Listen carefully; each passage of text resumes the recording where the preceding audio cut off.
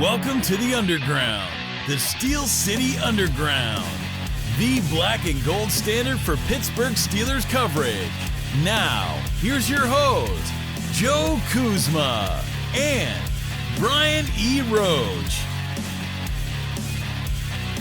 Hello, everyone, and welcome to a bonus edition of the Steel City Underground podcast. My name is Joe Kuzma, and joining me here with a little bit of extra content, Mr. Brian E. Roach.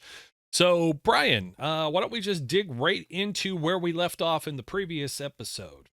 All right. Since we've been talking about Najee, one of the loyal Twitter followers that I think is of both myself, you, and the show, who managed to find me in my new Twitter address amongst all of the fake profiles that keep following me that all have scantily clad women in the profile pictures. That I keep blocking. I'm tired of blocking people. I have more blocks than I have followers. Anyway, I think it's the cynical optimist. Do you know who I'm talking about? Oh, yeah. He tagged all three of us. Yes. He brought up the subject about, is Cordell Patterson showing us why they didn't fifth-year option Najee? I don't know. But I will tell you this, a couple more games like this, and, they're not going to, I'm not sure who's going to be knocking on Najee's door. Yeah, I know. It's unfortunate, especially like we said, the Colts front was pretty banged up. So I like Najee. Yes. I thought he was very testy in the locker room after the game. And he's defending his quarterback. They asked asked what changed. I thought that was a good comment. Oh, the other one? The other stuff? The other one, yeah. Yeah, that stuff. But, he's I get it. It's frustrating. He had a bad game, but man, I like Najee Harris. I hope that I think he does bring something that's different to the team. But man, I don't know. It did not look good yesterday. No, did not. You always want to see him look stronger, of course. And I know a lot of people will immediately say, well, if Jaylen Warren's in there, you need to spell. There are different kinds of runners. Yeah. And, I know Najee was given some rest. We were just praising him. But how much of that also goes on losing James Daniels and then having the shift too? Well, yeah. I think there's some definite influx type things there where the line isn't necessarily in sync either. I mean, Fields didn't get it either, this fourth down plays. So either way, you got to be able to get in there, stick your nose in there.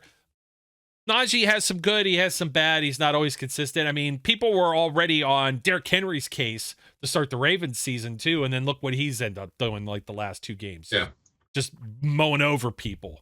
I think. And look at that.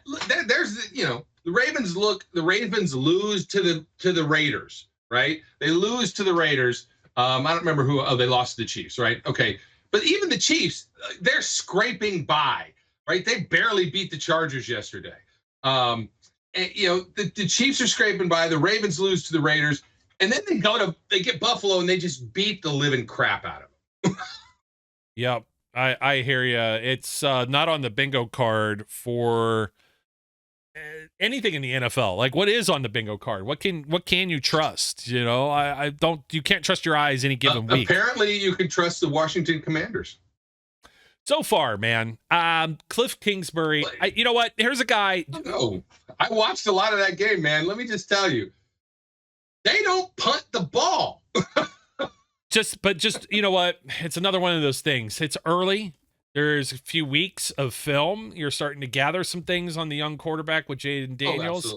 So a comment like this surfaced not long ago. I think it was Kyle Brandt, maybe Good Morning Football. He's like, the Steelers even win with Duck Hodges. Do you not learn your lesson? And it's like, well, until they had film on Hodges and realized he couldn't throw over the middle, and then you pick him off 6 times in the last 3 games. So I'm not so quick to put my eggs in the basket. The same reason I'm cautiously optimistic with Justin Fields. We've seen 3 kind of lousy, for lack of better terms, seasons with the Chicago Bears with Justin Fields. But now you see Caleb Williams out there struggling too. Is Caleb Williams? Is it whose fault? Who can you point fingers at here or there?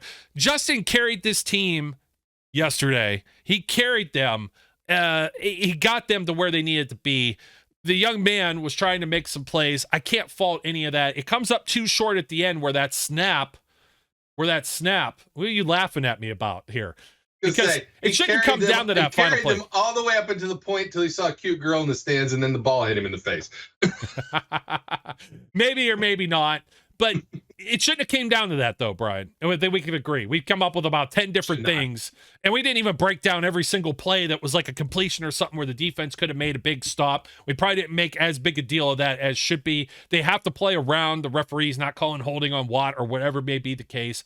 And I think, again, this is a learning experience. Typically, we're talking about, again, we mentioned this on a previous show, how bad September football is, extension of the preseason, how bad these teams are. Oh, well, they just got to work the kinks out. They just, they're rusty and this and that. They're 3-1. They've got the start that they needed. This is the kind of start. When we did this and we said, could they be 4-0? And we kind of snickered and jeered and like, there's going to be a loss somewhere here in the cards. And here it is. You know what I mean? So we at least thought somewhere here, 3-1. Will you take it? Absolutely, you will take it.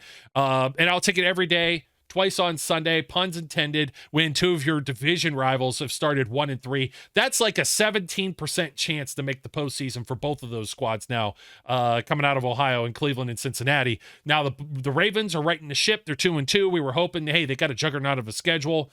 We were thinking maybe they could have even been 1-3 going through this. So they've got some of their act together. Does it mean they're going to win every single week? Nobody saw them or losing to the Raiders. So you give one, you take the football gods, give it. The football gods take it away.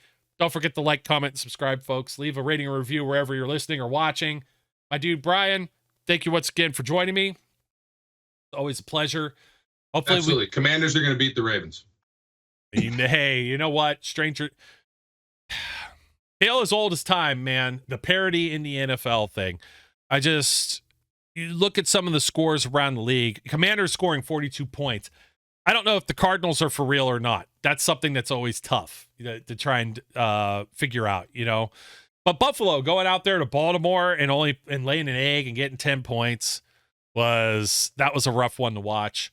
And then what's with all these multiple Monday Night Football games? You got a pair of them again that we're going to keep an eye on, but nobody in particular that really affects the Steelers at this point with the Titans and Dolphins and then the Seahawks and Lions.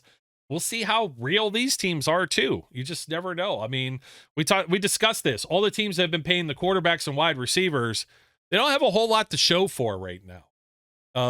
Overall, you got teams. I mean, the bingo card, the standings around the NFL right now. Okay, Buffalo leading their division. Everybody has the Jets as the darlings. They just lost at home to the Broncos. We were talking about this. Everybody had the Dolphins as the darlings. The Steelers over the Bengals, Browns, and Ravens that were supposed to be the darlings. And now everybody had the Texans.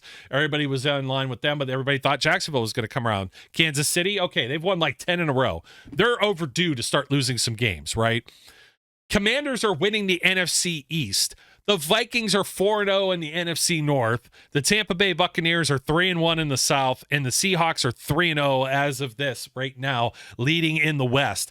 Nobody had that for most of these 8 divisions. Maybe 1 or 2 of them that were guessed. The rest of them, it's all like it's raining cats and dogs, mass pandemonium, as Bill Murray once said.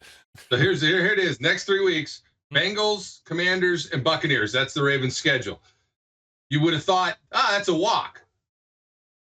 They're going to lose all 3. That's what I'm saying. They're going to lose all 3. Bengals are going to come around and beat them in Cincy. The Commanders are going to go into Baltimore, kick their butt, and the Buccaneers are going to take them on in Tampa and win. Okay. I will, I'll hold you to it. We'll come back and revisit it. Who knows? You know what I mean? We're just guessing. So once again, folks, don't forget to like, comment, and subscribe. Until next time, as we always do to close off this show, my name is Joe Kuzma. His name is Brian E. Roach. And we encourage everyone out there to be safe, be good, and we'll catch you later.